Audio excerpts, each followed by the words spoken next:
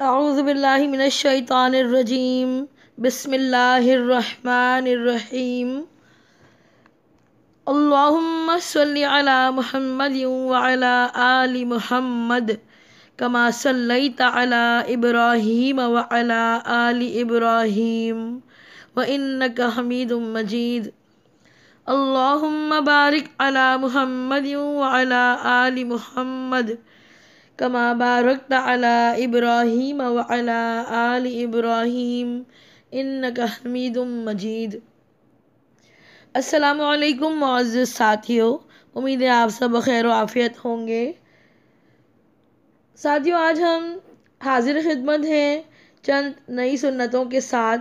نبی کریم صلی اللہ تعالیٰ علیہ وسلم کی تمام سنتیں جو ہم سن رہے ہیں، اللہ تعالیٰ سے دعا ہے کہ ہمیں ان سب کو سمجھنے کی، عمل کرنے کی اور آگے پھیلانے کی توفیق عطا فرمائے، آمین۔ آج ہم پیش خدمت کریں گے کھانے کی چند سنتیں۔ نمبر 1، دسترخوان بچھانا، دونوں ہاتھ گٹوں تک دھونا، بسم اللہ پڑھنا بلند آواز سے، دائیں ہاتھ سے کھانا۔ کھانے کی مجلس میں جو شخص سب سے زیادہ بزرگ اور بڑا ہو اس سے کھانا شروع کرانا۔ کھانا ایک قسم کا ہو تو اپنے سامنے سے کھانا۔ اگر کوئی لقمہ گر جائے تو اٹھا کر صاف کر کے کھا لینا۔ ٹیک لگا کر نہ کھانا، جوتا اتار کر کھانا۔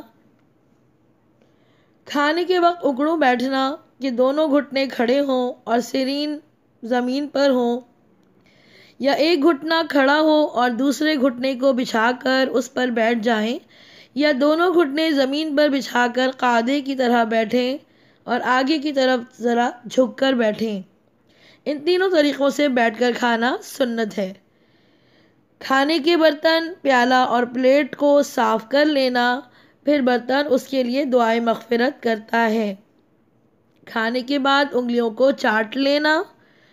کھانے کے بعد کی دعا پڑھنا، الحمدللہ الذی اطعمنا وسقانا وجعلنا من المسلمین۔ سب تعریفیں اللہ تعالیٰ کے لیے ہیں جس نے ہمیں کھلایا اور پلایا اور مسلمان بنایا۔ پہلے دسترخوان اٹھوانا، پھر خود اٹھنا۔ دسترخوان اٹھانے کی دعا پڑھنا، الحمدللہ حمدا کثیرا طیبا مبارکا فیہ غیر مکفی ولا مودع ولا مستغنی عنہ ربنا۔ سب تعریف اللہ تعالیٰ کے لیے ہے، ایسی تعریف جو بہت پاکیزہ اور بابرکت ہو۔ اے ہمارے رب، ہم اس کھانے کو کافی سمجھ کر یا بالکل رخصت کر کے یا اس سے غیر محتاج ہو کر نہیں اٹھا رہے، کیونکہ ہم ہر حال میں اللہ تعالیٰ کے محتاج ہیں اور ہمیں آگے بھی اس کے رزق کی ضرورت پڑے گی۔ دونوں ہاتھ دھونا، کلی کرنا۔ اگر شروع میں بسم اللہ پڑھنا بھول جائیں تو یوں پڑھیں، بسم اللہ اولہ و آخرہ۔ جب کسی کی دعوت کھائیں تو میزبان کو دعا دیں، اللہم اطعم من اطعمنی واسق من سقانی۔ اے اللہ، جس نے مجھے کھلایا تو اس کو کھلا، اور جس نے مجھ کو پلایا تو اس کو پلا۔ سرکہ استعمال کرنا سنت ہے۔ جس گھر میں سرکہ موجود ہے وہ گھر سالن کا محتاج نہیں سمجھا جا سکتا۔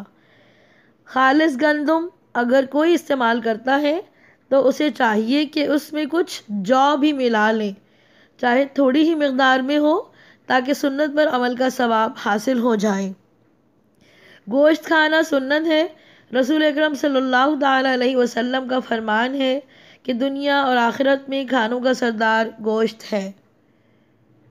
اپنے مسلمان بھائی کی دعوت قبول کرنا سنت ہے، البتہ اگر غالب آمدنی سود یا رشوت کی ہو تو وہ بدکاری میں مبتلا ہو تو اس کی دعوت کو قبول نہیں کرنا چاہیے۔ میت کے رشتہ داروں یعنی میت کے گھر کے افراد کو کھانا دینا یا کھلانا مسنون ہے۔ ایک اور سنت کہ پانی پینے کی سنتیں بھی آج ہم پڑھ لیتے ہیں۔ دائیں ہاتھ سے پینا، کیونکہ بائیں ہاتھ سے شیطان پیتا ہے۔ پانی پینے سے پہلے اگر کھڑے ہوں تو بیٹھ جائیں، کھڑے ہو کر پانی پینا منع ہے۔ بسم اللہ کہہ کر پانی پینا، پی کر الحمدللہ کہنا، 3 سانس میں پینا اور سانس لیتے وقت برتن کو منہ سے الگ کر دینا۔ برتن کے ٹوٹے ہوئے کنارے کی طرف سے نہیں پینا چاہیے۔ مشک سے منہ لگا کر پانی نہیں پینا چاہیے، یا کوئی ایسا برتن یا بوتل ہو جس سے پانی تیزی سے آ جانے کا احتمال ہو، تو کوئی اور چیز بھی آپ کے منہ میں چلی جائے، اس وجہ سے منع ہے۔ صرف پانی پینے کے بعد یہ دعا پڑھنا بھی مسنون ہے۔ الحمدللہ الذی سقانا عذبا فراتا برحمتہ ولم یجعلہ ملحا اجاجا بذنوبنا۔ سب تعریفیں اللہ تعالیٰ کے لیے ہیں جس نے اپنی رحمت سے ہمیں میٹھا خوشگوار پانی پلایا اور ہمارے گناہوں کے سبب اس کو کھارا کڑوا نہیں بنا دیا۔ پانی پی کر اگر دوسروں کو دینا ہے تو پہلے دائیں والے کو دیں، اسی ترتیب سے دور ختم ہو۔ اسی طرح چائے یا شربت بھی پیش کریں کہ پہلے سیدھے ہاتھ پر جو بیٹھا ہو اس کو پلایا جائے۔ دودھ پینے کے بعد یہ دعا پڑھیں، اللہم بارک لنا فیہ وزدنا منہ۔ اے اللہ تو اس میں ہمیں برکت دے اور یہ ہم کو اور زیادہ نصیب فرما۔ پانی پلانے والے کو پانی آخر میں پینا چاہیے۔ اللہ تعالیٰ ہمیں ان تمام سنتوں پر عمل کرنے کی توفیق عطا فرمائے اور ہمیں ہماری زندگی کو بامقصد بنانے کی طرف راغب کرے کہ پیارے نبی کریم صلی اللہ تعالیٰ علیہ وسلم کی محبت کا حق اسی طرح ادا کیا جا سکتا ہے۔ السلام علیکم ورحمۃ اللہ وبرکاتہ۔